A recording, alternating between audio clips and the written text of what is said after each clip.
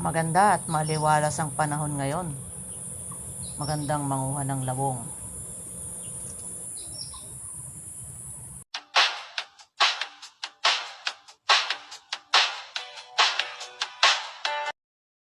What's up guys? Lalabong ulit tayo. Marami na namang labong. Ngayon guys. Ayan.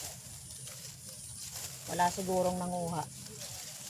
Tara guys, samahan nyo ako manlabong dito sa labungan.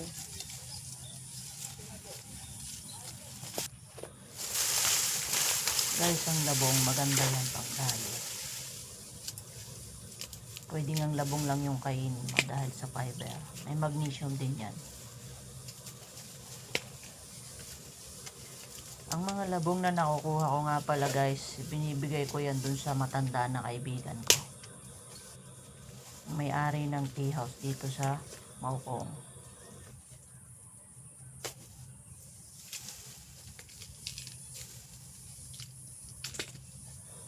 Ang mga labong na nakukuha ko guys, sinasabawan niya ng amo ko. Hindi kasi yan yung labong na kinagawang salad. Pero masarap yan sa ginisa. Igigisa mo lang sa toyo. Lagyan mo ng sili. Swak na. Bawang lang at saka mantika.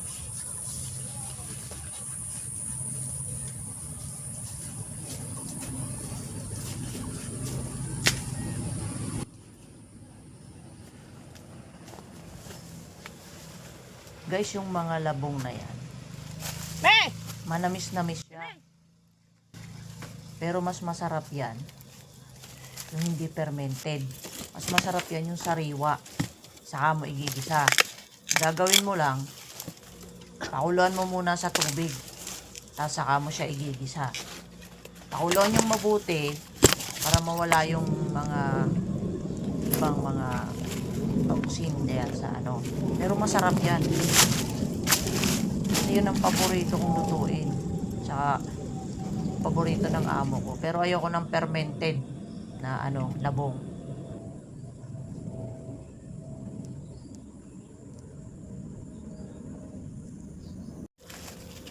Wala akong kausap na squirrel ngayon na. Hindi maingay yung mga squirrel ngayon. Aeroplano lang at saka yung mga ibon ang maingay.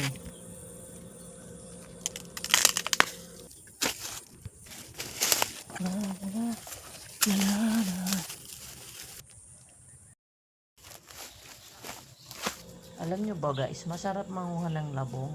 Nakaka-enjoy. Kung wala nga lang akong alaga, mas gusto ko pa nga nangunguha ng labong eh.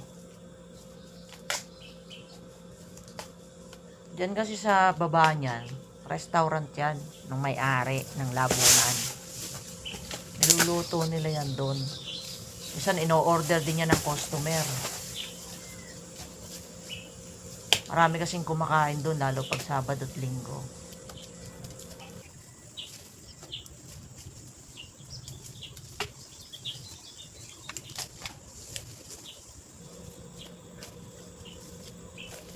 Dito nga pala sa sa lugar na to.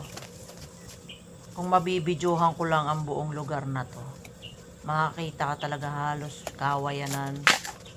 Yung iba inaalagaan, may malalaking kawayan, may maliliit. Pero yung maliliit guys, ang ginagawa dun, yung sinasabi nilang kiamson igigisa. Yun yung luto na gusto ko. Yun yung ginagawa ko dyan.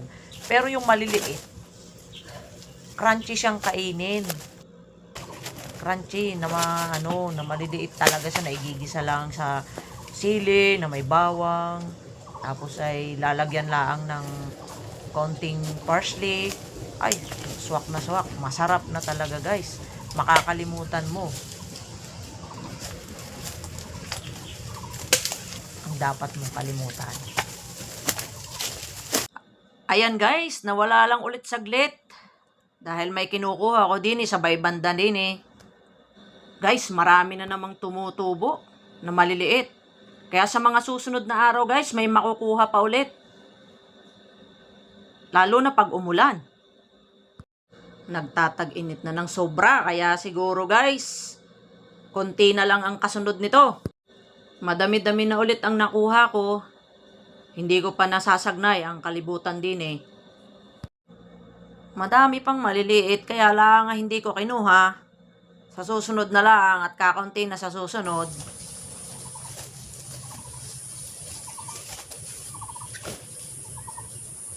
Siguro guys, nagtataka kayo kung bakit laging labong ang aking vlog. Kasi syempre, ang vlog ko is nature. Tapos ang vlog ko is farm. Saka ang labong, every 2 days makaka-harvest ka guys. Hindi ako nagsasawa kasi nag-i-enjoy ako. Nag-i-enjoy ako manguha ng labong. Nag-i-enjoy ako mamigay ng labong sa mga pakilala ko dito sa lugar namin, sa matatanda dito. May dumaan na ng mga aeroplano guys. Malapit kasi ako sa airport kaya laging may aeroplano. Palagi nyo yung maririnig. Minsan mababa na yan, mababa na. Kaya rinig na rinig. Minsan naman mataas.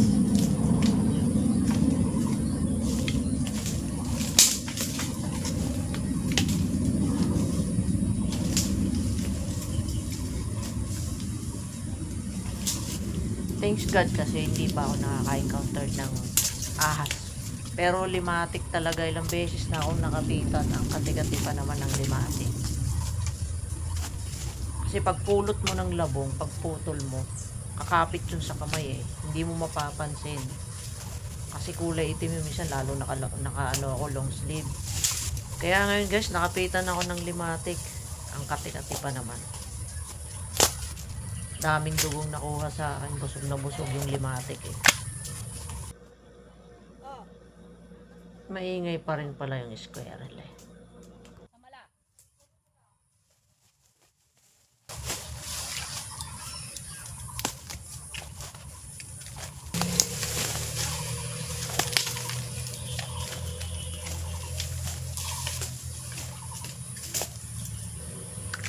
Kaya kung sakaling magpupurgod na ako guys, gusto ko magtanim ng kawayan kung pagbibigyan ni Lord. Kung makakabili ako ng lupain, gusto ko talaga kawayanan. Let's go guys, anuhin na natin, ipunin na natin yung mga labong na nakuha ako.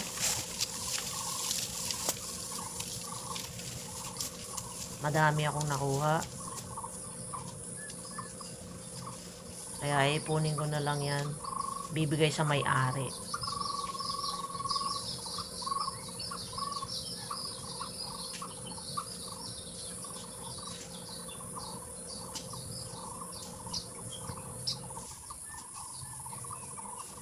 Ang kawayan, madami yung pwedeng paggamitan. Pwede mo yung gawing bahay. Pwede mo yung gawing bakod. Pwede mo yan gawing ulam. At pwede mo yan gawing bangka. Yung balsa. Pwede yan gamitin guys. Pero kalimitan, ginagawang bakod. Saka yung mga baby bamboo. Yung bamboo shoot, ginagawang pagkain. Yan ang purpose ng labong. Kaya maraming use ang labong sa buhay ng tao. Maganda ang labong. Ang kawayan, maganda yan. Kasi malamig. Pag yan ang ginamit mo, ang build sa bahay. Kasi malamig. Gumawa ka ng higaan yan na kawayan. Napakalamig higaan.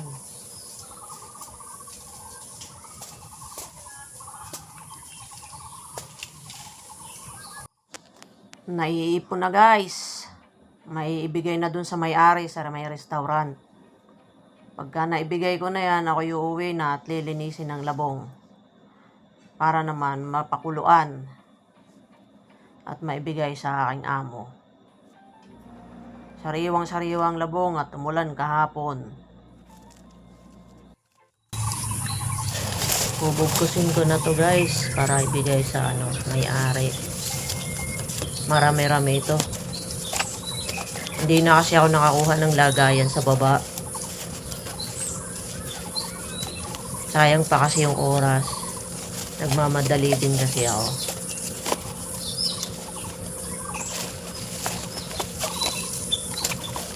Pero marami akong nakuha.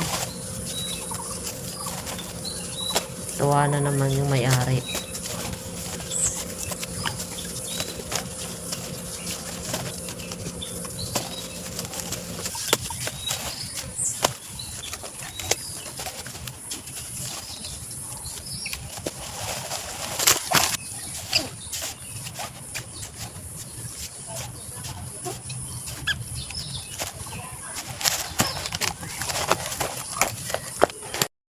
Isang yapos din na rin nakuha ko, aba.